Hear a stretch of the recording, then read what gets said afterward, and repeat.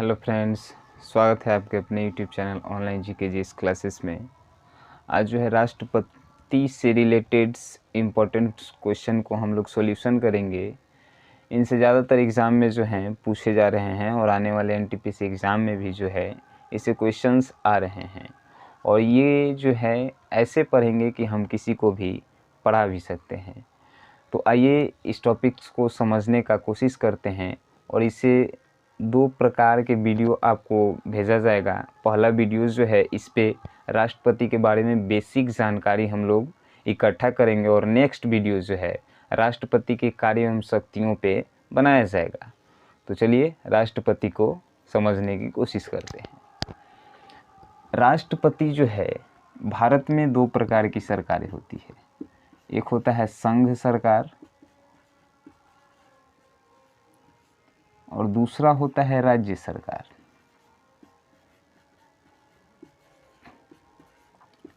संघ सरकार कहें तो देश में जिसकी सरकार है उसे कहते हैं हम संघ सरकार और राज्य में जिसकी सरकार है उसे कहते हैं राज्य सरकार। संघ सरकार के अध्यक्ष कौन होते हैं? संघ सरकार के अध्यक्ष होते हैं राष्ट्रपति।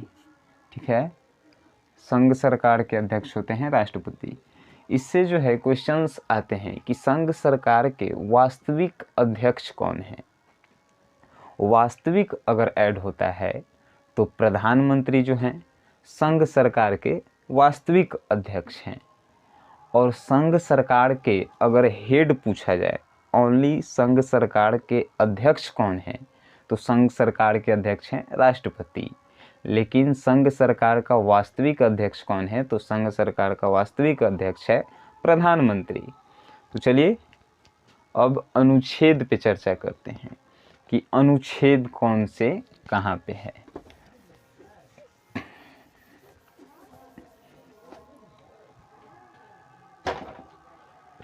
तो अनुच्छेद 52 है राष्ट्रपति पद का। राष्ट्रपति पद से रिलेटेड करता है अनुच्छेद 52। जो भी पद है राष्ट्रपति का उनका उल्लेख जो है अनुच्छेद 52 में किया गया है। और अनुच्छेद 53 में है राष्ट्रपति के कार्य एवं शक्ति। अनुच्छेद 53 में है राष्ट्रपति के कार्य एवं शक्ति कि राष्ट्रपति की क्या क्या शक्तियाँ होती है, क्या क्या कार्य होते हैं। अनुच्छेद 53 में उनका उल्लेख किया गया है। इस पे जो है एक नेक्स्ट वीडियो बनाया जाएगा जिसके बारे में राष्ट्रपति की शक्ति और कार्य से जो है फुल डिटेल वीडियो वो होगा, जो आपके सभी एग्ज़ाम के लिए जो है इम्पोर्टेंट्स होंगे। अनुच्छेद 54 है राष्ट्रपति का निर्वाचन। राष्ट्रपति का निर्वाचन जो है कैसे किया जाता है, तो राष्ट्रपति का निर्वाचन लोकसभा के निर्वाचित सदस्य करते हैं।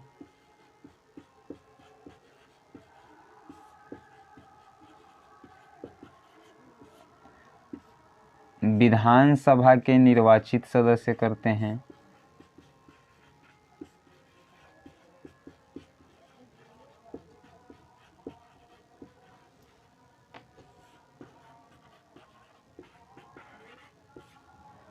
राज्यसभा के निर्वाचित सदस्य।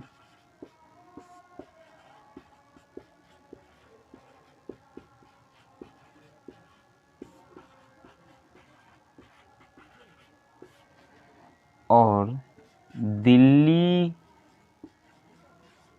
पुडुचेरी विधानसभा के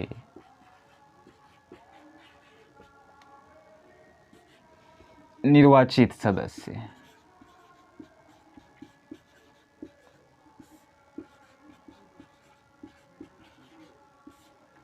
ये सभी सदस्य जो हैं राष्ट्रपति के चुनाव में जो है भाग लेते हैं।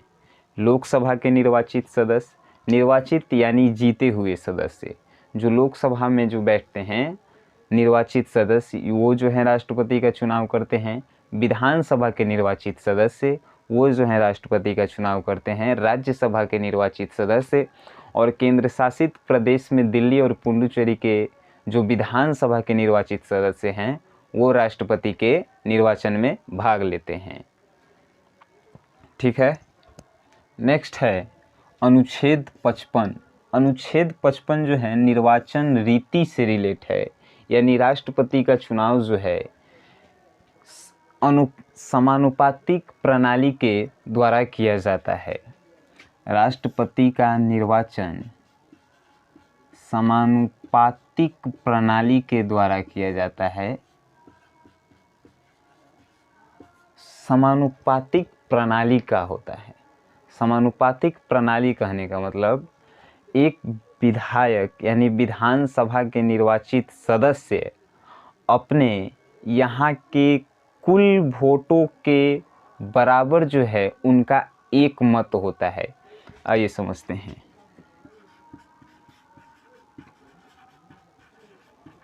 एक विधायक के मत बराबर उस राज्य की कुल जनसंख्या, उस राज्य की कुल जनसंख्या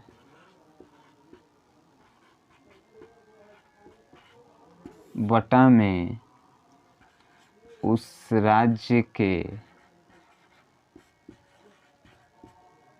विधानसभा के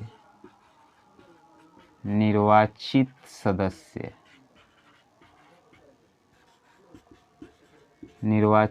सदस्य, एग्जाम्पल देखिए। मान के चलिए उस पूरे राज्य में जो है कुल जनसंख्या इतना है और वहाँ पे निर्वाचित सदस्यों की संख्या जो है इतना है।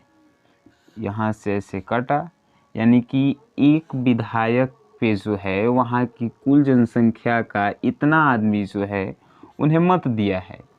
तो ये एक विधायक जो है अपना मत जो है राष्ट्रपति के निर्वाचन में अपनी पूरी जनता के तरफ से जो है मत का उपयोग करते हैं। उसी प्रकार से जो है लोकसभा के निर्वाचित सदस्य भी जो हैं अपने पूरे लोकसभा क्षेत्र के जनता का मत का उपयोग राष्ट्रपति के निर्वाचन में किया करते हैं। राज्यसभा और लोकसभा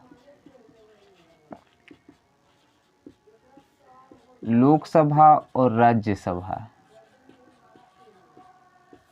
की टोटली सीट जो है 776 यानी 776 है और विधानसभा की कुल सीटें जो हैं विधानसभा इक्वल टू 4120 यानी 4120 है।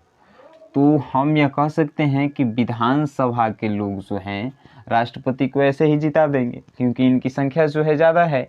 लेकिन यहाँ पे ऐसे नहीं होता है। एक जो है इनका वोट यानी लोकसभा के एक सदस्य का वोट लोकसभा के अंदर आने वाले सभी विधानसभा के निर्वाचित सदस्यों के मत के बराबर होता है। लोकसभा के एक सदस्यों का मत उस लोकसभा के अंतर्गत आने वाले विधानसभा सदस्यों के निर्वाचित सदस्यों के मत के बराबर होता है। पदावधि अनुच्छेद 56 जो है पदावधि से रिलेटेड है, यानी राष्ट्रपति का कार्यकाल कितने दिनों का होता है। राष्ट्रपति का कार्यकाल 5 वर्ष का होता है। राष्ट्रपति का कार्यकाल 5 वर्ष का होता है और ये 5 वर्ष कब से प्रारंभ होता है तो राष्ट्रपति के शपथ के दिन से जो है 5 वर्ष प्रारंभ होता है और 5 वर्ष प्रारंभ होने के बाद जो है उन्हें अपना त्यागपत्र उपराष्ट्रपति को सौंपना होता है और उसके बाद फिर राष्ट्रपति का निर्वाचन यानी चुनाव होता है और फिर जो है दूसरा राष्ट्रपति जो भी है चुनाव होगा, उसका रिजल्ट आएगा, उसके बाद फिर जो है राष्ट्रपति को शपथ दिलाया जाएगा। यहाँ पे एक प्रश्न और बनता है कि राष्ट्रपति को शपथ कौन दिलाता है। राष्ट्रपति को शपथ जो है सुप्रीम कोर्ट के मुख्य न्यायाधीश दिलाया करते हैं। राष्ट्रपति को शपथ सुप्रीम कोर्ट के मुख्य न्यायाधीश दिलाया करते हैं।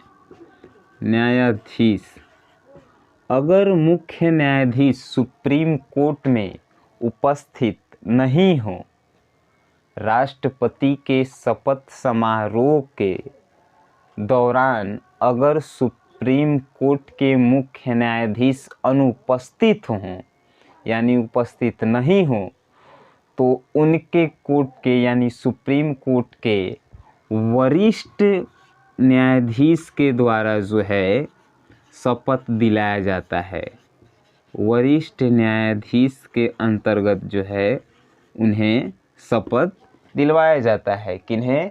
राष्ट्रपति को। ठीक है, ये सब बेसिक जानकारी हैं जो आप लोगों को राष्ट्रपति के से रिलेटेड क्वेश्चंस में कोई प्रकार का दिक्कत नहीं हो। नेक्स्ट है पुनः निर्वाचन। अनुच्छेद 57 कहता है कि राष्ट्रपति का पुनः निर्वाचन।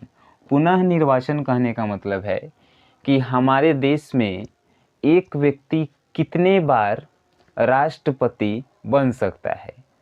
तो हम लोगों के संविधान में ऐसा कोई प्रावधान नहीं है कि एक व्यक्ति जो है एक ही बार या 2 बार राष्ट्रपति बन सकता है। हम लोगों के संविधान में जो है राष्ट्रपति जितना बार उसका मन करे चुनाव लड़ सकता है राष्ट्रपति पद के लिए और राष्ट्रपति बन सकता है। लेकिन यही जो है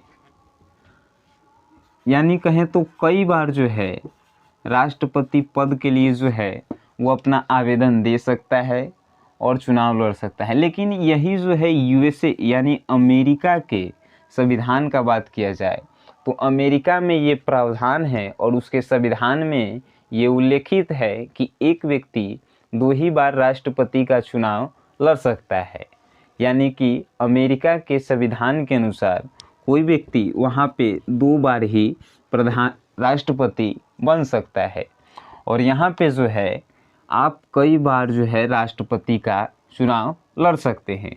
लेकिन आज तक सिर्फ एक राजेंद्र प्रसाद ही हैं हमारे यहाँ के जो लगातार 2 बार राष्ट्रपति बन चुके हैं। उनके बाद अभी तक ऐसा नहीं हुआ है।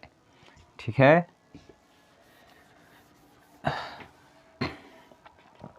नेक्स्ट है अनुच्छेद 58 में योग्यता, यानी राष्ट्रपति बनने के लिए क्या क्या योग्यता होनी चाहिए। आइए समझते हैं। राष्ट्रपति बनने के लिए पहली योग्यता जो है कि आप भारत के नागरिक हों,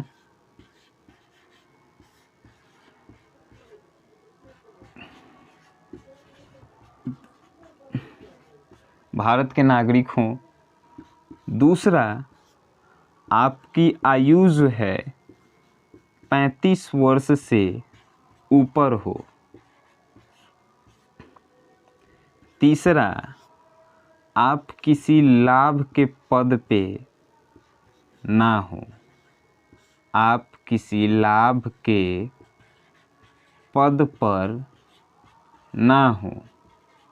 और चौथा, आप किसी लोकसभा का सदस्य बनने योग्य हैं, सदस्य बनने योग्य हो। पहला जो है राष्ट्रपति बनने के लिए आपके पास योग्यता क्या होनी चाहिए, तो आप भारतीय नागरिक हो, आपकी आयु जो है 35 वर्ष से ऊपर हो और आप किसी भी लाभ के पद पर ना हो। लाभ के पद से आप क्या समझते हैं? लाभ के पद कहने का मतलब है मंत्री का पद कोई लाभ का पद नहीं होता है, विधायक का पद कोई लाभ का पद नहीं होता है, सांसद का पद कोई लाभ का पद नहीं होता है। सिंपल सी वे में कहें तो जिनके पास सरकारी नौकरी होती है उन्हें हम लाभ का पद कहते हैं, और जिनके पास सरकारी नौकरी नहीं हुआ करते हैं उन्हें जो है लाभ का पद नहीं कहते हैं। तो जिनके पास लाभ का पद ना हो वही जो है राष्ट्रपति बनने योग्य हो सकते हैं। फिर जो है लोकसभा का सदस्य बनने योग्य भी उन्हें होना चाहिए। ठीक है, लोकसभा का सदस्य बनने योग्य भी जो है उन्हें होना चाहिए। तो हम यह कह सकते हैं कि भारत में ऐसे 50% लोग हैं जो भारत के नागरिक हैं, 35 वर्ष से आयु भी उनका ऊपर है, और वो लाभ के कोई पद पे यानी कि नौकरी तो उनके पास है ही नहीं, और वो लोकसभा के सदस्य बनने योग्य भी हैं। फिर भी वो लोग जो हैं राष्ट्रपति का चुनाव क्यों नहीं लड़ते हैं? ऐसे तो जो लगभग राष्ट्रपति के चुनाव में जो है लगभग 50,000 व्यक्ति जो हैं जा सकते हैं, चुनाव लड़ सकते हैं। लेकिन 5वां शर्त क्या है कि आप राष्ट्रपति के योग्यता के अनुसार नहीं हैं, और वो 5वां शर्त है कि कोई लोकसभा का 50 सदस्य अनुमोदित करता हो आपको, तभी जो है आप बन सकते हैं। देखिए, लोकसभा के 50 सदस्य आपको अनुमोदित करते हों और 50 सदस्य जो हैं विधानसभा के आपके अनुमोदक में हो, यानी ये 50 और 50 आपके जब तक सपोर्ट में नहीं रहेंगे तब तक आप राष्ट्रपति के निर्वाचन यानी चुनाव में भाग नहीं ले सकते हैं। तो 50 लोकसभा के सदस्य और 50 विधानसभा के सदस्य आपके सपोर्ट में जब तक नहीं होंगे तब तक जो है आप राष्ट्रपति के चुनाव के योग्यता के अनुसार नहीं हो पाएंगे। तो ये 5वां शर्त जो है, इन सभी हमारे यहाँ 50% जो ये 4 गो रूल्स का फॉलो करते हैं वो इन 5वां रूल्स को जो है फॉलो नहीं कर पाते हैं, जिनके कारण वो राष्ट्रपति के चुनाव में भाग नहीं ले पाते हैं। ठीक है, नेक्स्ट है शपथ। यहाँ पे अनुच्छेद 60 कहता है शपथ, यानी कि शपथ कौन दिलाता है? प्रधान राष्ट्रपति को। तो हमने पहले भी बताया है कि प्रधानमंत्री राष्ट्रपति को शपथ जो है मुख्य न्यायाधीश दिलाया करते हैं। सुप्रीम कोर्ट के मुख्य न्यायाधीश जो हैं इनको जो हैं शपथ दिलाया करते हैं।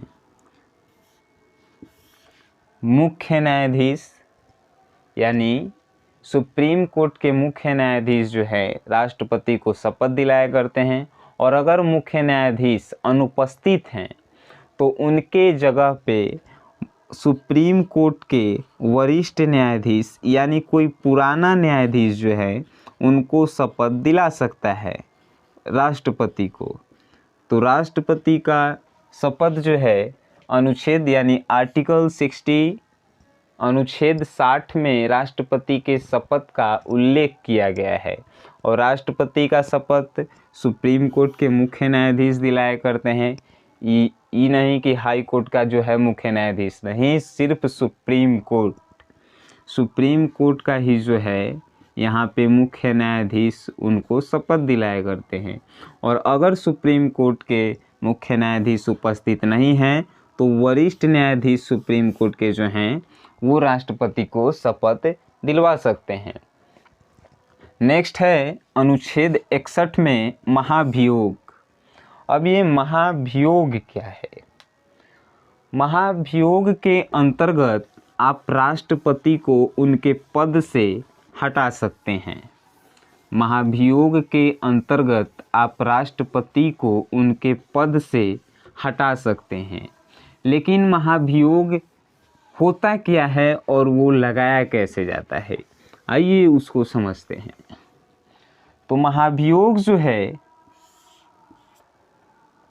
लोकसभा और राज्यसभा के निर्वाचित सदस्य जब आपके कार्यों से संतुष्टि नहीं होते हैं तो आप पे जो है ये सभी निर्वाचित सदस्य, लोकसभा और राज्यसभा के निर्वाचित सदस्य आपसे संतुष्टि नहीं प्राप्त करते हैं तो आप पे महाभियोग लगाकर आपको राष्ट्रपति के पद से हटा सकते हैं।